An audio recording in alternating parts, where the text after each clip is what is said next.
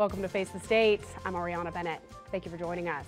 Well, nearly $17 million later, 7 properties in Midtown now have new owners. And those properties contain some of the most popular restaurants and stores in the whole neighborhood. So, what's going to change and what's staying the same? Eric Radin with Marmot Properties and Kyle Ray with Tolles Development are here now to talk about that. Thank you guys so much for coming on the show. Thanks for having us. Appreciate it. So this is a really big purchase. It happened all at once. How did this all come about? Well, I mean, it didn't really happen all at once. I think we've been working on it for a little while. But short story is that Tolles, Kyle's boss, our joint venture partner, was approached by the Carr brothers, who developed Sticks. They own Ace Hardware and a lot of other buildings in Midtown. And initially, the talks were about, hey, help us refinance this portfolio. And Parr, who had just jumped off and started his own company, said, why don't we just buy it for you or from you? And I hadn't really thought of that. And then Parr reached out to us over at Marmot, because we've been very busy in Midtown for about 10 years now, and we decided to go and do it together. And along the way, Parr and the Johnson family, who had rehabbed the 777 Center building, the old Midtown building, they started discussing, and then we strapped this whole portfolio together and raised a bunch of money and basically mortgaged our entire lives to get it done, and here we are. So, yeah, I mean, it's a really, really big piece of one of the most popular parts of the city, I feel. And I think the biggest question that people are going to have is, we love this area, we shop there, we eat there. How much are you going to be changing? Well, we took a long time really looking at Midtown and looking at its strengths and looking at some of the areas where we feel that there can be some improvements. And what we took away from it and what the business strategy that we're bringing into this portfolio is to really just improve on the great work that developers like the Carters and the Johnsons have done there. The 777 South Center, where Pinion Bottling and Noble Pie, that facility used to be Maytan Music Store, and for decades and decades it was our hometown music store. And when the Maytans retired and went out of business, Tom bought that building and redeveloped it into really one of the hottest buildings in Reno. And so bringing that spirit of creative adaptive reuse and bringing that same kind of entrepreneurial vibe to Midtown is really what we plan. But by and large, our strategy is to keep the tenants that are there, and of course, all of the existing agreements that are in place will be honored. And we are really on the lookout for entrepreneurial-minded business owners that have a passion for what's already going on in Midtown. Some of the vacant spaces, we'd love to see more of those great businesses go into those buildings. Yeah, that's what I was going to say. There's still some vacancy, and it's been fun to watch these different, especially like the Sticks is one of the buildings we're talking about. Watching that kind of develop up, and then see new businesses come in one at a time as they build it out. So, are you going to continue that that process in Sticks, or is that one done? No. Sticks is nearly done, but there are 2 really beautiful marquee spaces in Sticks that are available for lease right now. One is this really unique greenhouse space up on the 2nd floor, over by Mustard Seed and Chewy's restaurant, and then the other one is really sort of this big beautiful glass and steel showpiece right at the entrance. And we would love to see a local or a regional, very entrepreneurial-minded business go in there and take over those spaces. And of course, we're always looking at, well, what if we reprogram it, or if we improve it in such a manner, will we attract new tenants? And we have a couple spaces like that where we're going to go in and do tenant improvements to the point, because sometimes when people walk into a space and it's a little rough, they can't visualize it. And so that's a big part of what we're going to be working on in the first 6 to 12 months. Okay, so it could be restaurants, could be boutiques, retail stores. Do you have a vision in particular, or is it just kind of dependent on who applies? Yeah, well, the the market will bring you exactly what the space needs. Right. We kind of think so. We have some ideas and some concepts on some great businesses that could go in there.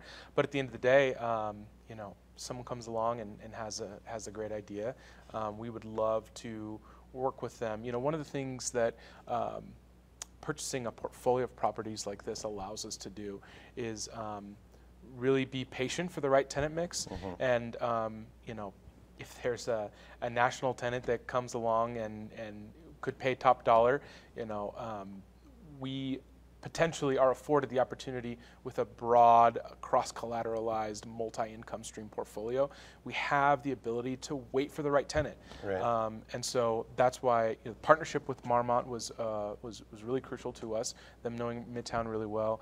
And on the Toll's development side, our experience in commercial, it was a great fit to work together and bring a local knowledge and you know, we're just excited about the being able to take it in different directions as it needs to. Yeah, you guys are locals, and I think that that's probably going to be heartening to a lot of people to see.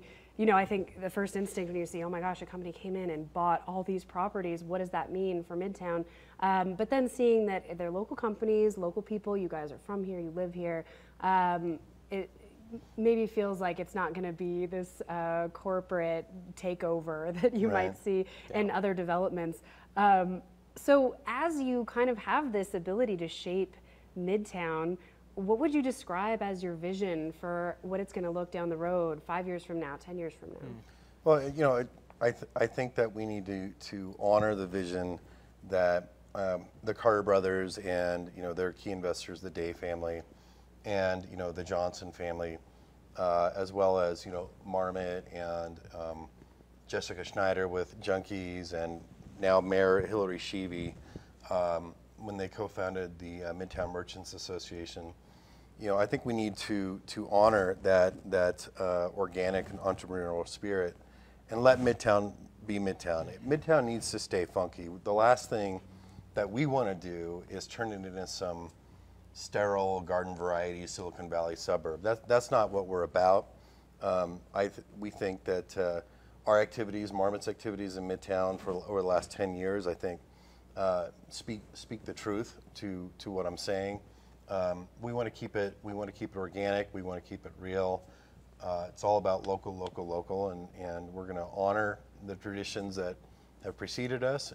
But at the same time, we want to push Midtown to be its best. And we believe that Midtown, by the time we're all done, and this is a very long-term process, but by the time we're done, you know, Midtown's going to be able to compete toe-to-toe with any hot happening neighborhood anywhere in the country. Yeah, that's pretty cool to see. Now, one issue though with the development of Midtown, I know this is brought up a lot, is parking. And you guys did purchase in this portfolio one empty lot that's kind of being used as a default parking lot for Midtown Eats and for the 777 building. What are you guys going to do with that? So there's zoning in place now where we could do a really spectacular mixed-use development there. Which will almost certainly include probably 3 levels of parking. One level might be below ground, maybe some corner retail, and then apartments on the top 2 to 3 floors. So definitely going to open up, add some parking. That parking is not going to be necessarily exclusive to our tenants. You know, we're going to explore ways to open it up to some of our neighbors as well to help alleviate that parking issue. There's also improvements that we can make on our other properties that I think will improve the parking situation. And of course, you know, we're always encouraging people to, hey, it's Midtown. Get out, walk around, take an Uber or a Lyft, ride your bike. You know, because that's what the Midtown experience is all about. Is, you know, get out and explore a little bit. It's not just drive up, park right in front of the place that you want to go and get out. You know, it's, you know, walk, enjoy it. Definitely. And I know that another possibility, if the building can handle it, is that St. Lawrence Commons, right. Where you got Dreamers Coffee, dressed like that. And you talked about possibly putting housing on top of that? Yeah, over part of it, so possibly the back half near the alley. You know, it's an old building, so we have to be really careful. We also don't want to disrupt the tenants that are in there. But we can't think of a better location for some really hip, modern, sleek housing just right there, where you can live there and walk or ride your bike virtually anywhere within Reno's urban environment. Okay, now this is a big enough project as it is, but is there anything else on the wish list? Anything else coming down the pipeline? Oh goodness. Well, we're developers, so we're always kind of tooling around and looking for different projects. One of the things that we're really passionate about is just bringing more quality housing to the area. That's one thing that Marmot's been really involved on the kind of block by block, just fighting it out for really high quality housing. So that's one thing that our partnership has been exploring is more apartment units or sort of readaptive projects that bring more housing. So if you look at the job curves and the growth curves for our area, it's going to really demand some really creative solutions to the housing issue, and we're thinking about those things every day.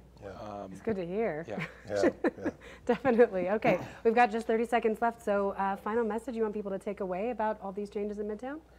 Well, what I would say is, the apocalypse is not nigh. We have locals who have been here for a long time now, very focused on the community, very focused on not only the success of our residents in our apartment homes, but also the success now of all of our businesses that are leasing from us. And we're going to do everything in our power to make sure that Reno and Midtown continue to evolve and that the residents and the businesses continue to prosper. Awesome. Well, thank you guys so much for your time. I sure appreciate it. Appreciate it. Thanks.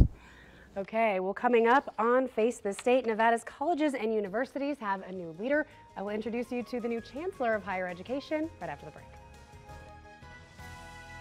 Great job, both of you.